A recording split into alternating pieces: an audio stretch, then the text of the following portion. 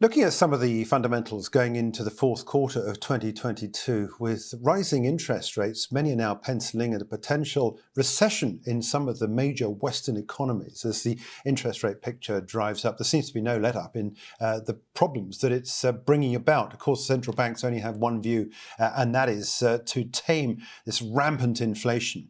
But what about the technicals for the S&P 500 going into the back end of this year and into 2023? Let's pick up on that now with more technical analysis on the charts at the moment as we go into that Q4 period with Ron William from RW Advisory. Ron, welcome. Hi there. It's always interesting listening to some of these fundamental analysts talking about where we are, the economic fundamentals, how we're setting up in terms of poor earnings and so forth. But we don't often look into too much detail about the technicals. So let's pick that point up with you and ask you about how you feel about things as a technical analyst using the S&P 500. Just to outline how you're feeling about things going into Q4. Well, as part of a blended approach, things are still negative and certainly rolling over as we see risk-on markets, I should say, turning back under the long-term strategic moving averages, the 200-day being a case in point. And if we look at the S&P 500 as that proxy, that's exactly what we see. We had the strongest bear market rally in line with what happens during a big bear. They're up 17 or so percent. The average is about 23%, but all beneath the 200-day moving average. So prior to that, when the market was trading above it, it was buy on the dip. Now it's sell on the rally, and certainly further downside to go back into the June low, which is the make or break level ahead. It's interesting, isn't it? This the mechanics of a bear market rally. Keeping this chart up, and we had these record highs going to the beginning of this year for the S&P 500, and a lot of the major Western markets following this sort of pattern. In this case, it was a 23.5% drop down. I think the Nasdaq was down. It lost a third of its value, didn't it? The Nasdaq, yes, from the peak to the trough. But we had this bear market rally. Can you describe what goes on in the mechanics of a bear market rally in terms of psychology, how we approach the markets, and why there is this bounce? Because it is a false flag, isn't it? Yes, it is. I mean, it's often called the dead cat bounce or the suckers rally, where basically there is a mean reversion from oversold conditions and a big buy on the dip community that is still calling the bull market revival. And during that time, the psychology is denial, essentially. But it's very difficult to time because is it denial for real? Is this cheap fundamentally, or is it cheap for a reason? These are all the big questions that get asked at this time. So it's only when you let the market decide which direction it wants to take. In a bear market, there's usually elevated volatility with lots of false signals. So caution is key, and risk management is everything. So here we are with the market telling us it's failing at the 200-day, which is key, and the rollover ahead. Yeah. Okay. Well, let's move on to the next chart and talk about some of the macro sort of themes going on here. Just talk us through what you've got here. I referenced at the top about this inflation, which is, I guess, key to what's happening fundamentally. But I'd be interested to get your view on how this plays out technically. Well, the approach is a blended approach of macro, fundamental, technical, but essentially at the heart of technical analysis is the perception of all of the above. And so if we look at what is key in terms of headline concerns, it is inflation. And we can see that there's still a surprise factor of inflation higher than expected. You can see there at 8.1%, and that did ignite the rollover further down, along with the technical bearish setup. What's interesting is if you look at the chart inserts on F2 and F3, F2 shows that even falling expectations of inflation is still bearish, because ultimately that's pricing in a contraction in economic growth, but then also further negative earnings and sales and all the other kind of weaker fundamentals for the market. So there we can see S&P 500 in orange, inflation break even in black. And then just for the big picture context, we can see historic inflation is still an issue, likely to be structural, but that won't be a straight line move, and certainly still a pressure point for many investors and traders.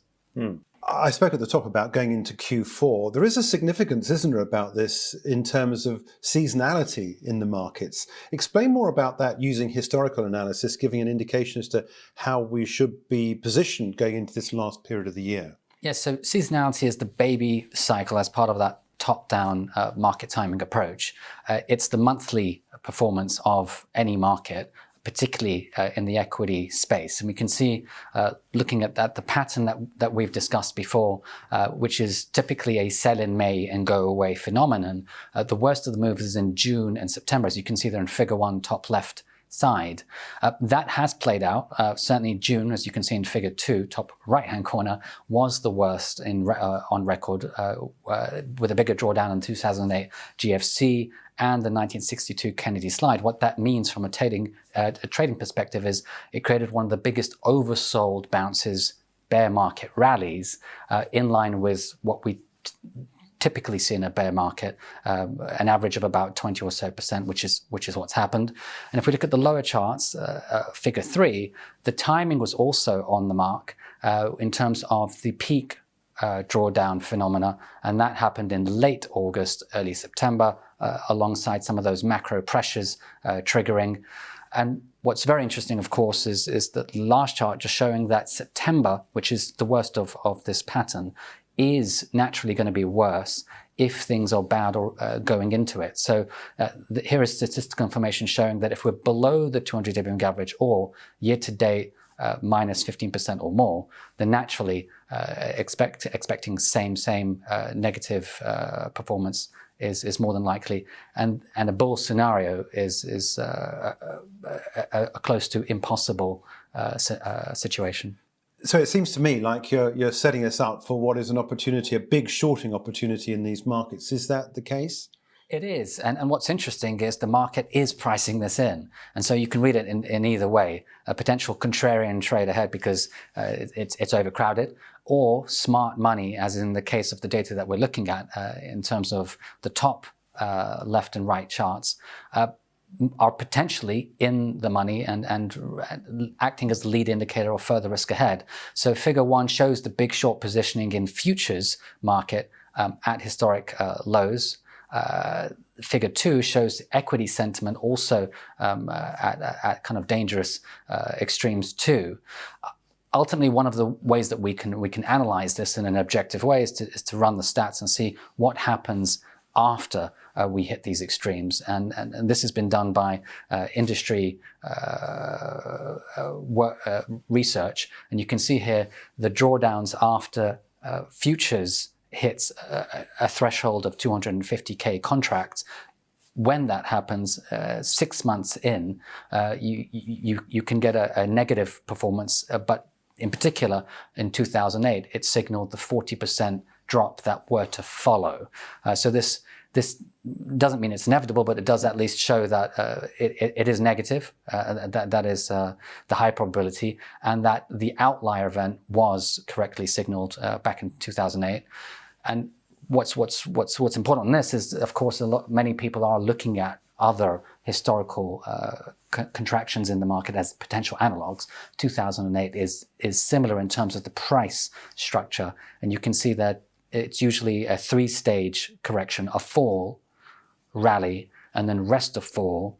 And we've already had the first 2 stages, with the third to follow. Okay, well, let's put all this into some sort of context in what we were talking about at the start, and that is the S&P 500, and ask the question about how low it can go, given the context of what you've just been saying, where we are. We've had this bear market rally, which gives you that upward relief, which then takes out more people in the market. So this next leg down, what are your key points to watch out for on the way down from where we are? So always the behavioral patterns and what they imply, but then also from the risk levels to watch out for, which every trader investor will want to look at. They're the same ones we reviewed last time, but with the updated data. We can see that last time we spoke was back in the June low, since we've had the strong bear market rally from oversold extremes and now the rollover. But essentially the levels are the same. The most important one is going to be the June low at 36.50. Thereafter, the 50% make or break level, and that's the halfway mark of the bull run from COVID-20 lows at 3,500. And then the pre-pandemic peak will continue to be a memory for the market that it will potentially visit, and if so, will create another pain threshold, and that's at 3,400. Further levels down below at 3,200 and 3,110 based on Fibonacci and Dow levels. Keeping this chart up here because I want to analyse it in terms of the potential for there on down. You do talk about that, the recovery that we had on from the COVID lows. COVID lows are on the far left-hand side of that chart, all the way down there below the 2300. Realistically, is that an opportunity, do you think?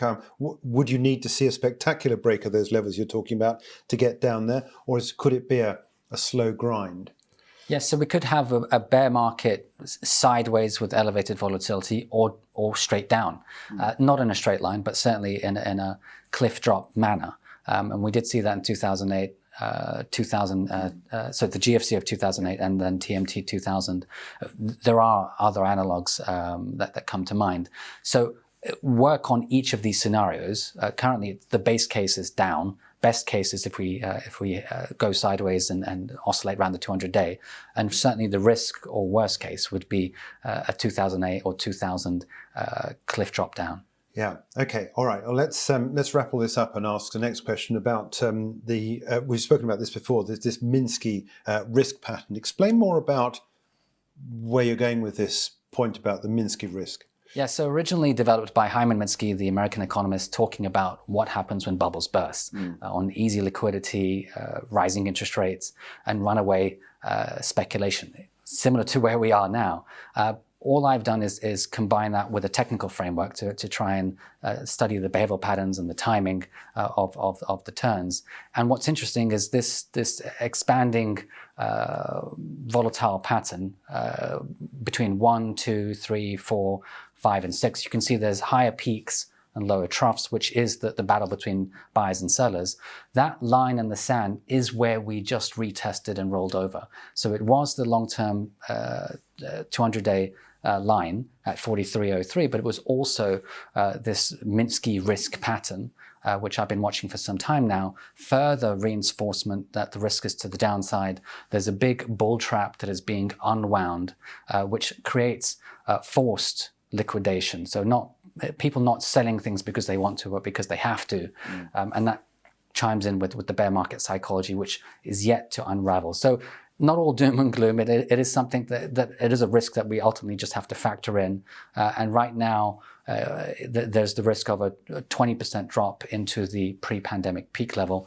We should pace that trajectory step by step and reassess at each stage. Of course, one has to also look at what happens thereafter. If you get these big declines, quite often it's quite cathartic, isn't it, for the market? It clears out all the debris at the bottom of the market, and then it gives an opportunity for people to buy back in. I guess it's just a question of having the right psychology, which is what we've spoken about before, about preparing yourself for the bottom to continue to contribute to a market which otherwise might be quite painful if it was to go sideways along the bottom. But most markets do then bounce, don't they, once they find a floor? They do. They create the biggest buying opportunities in a lifetime.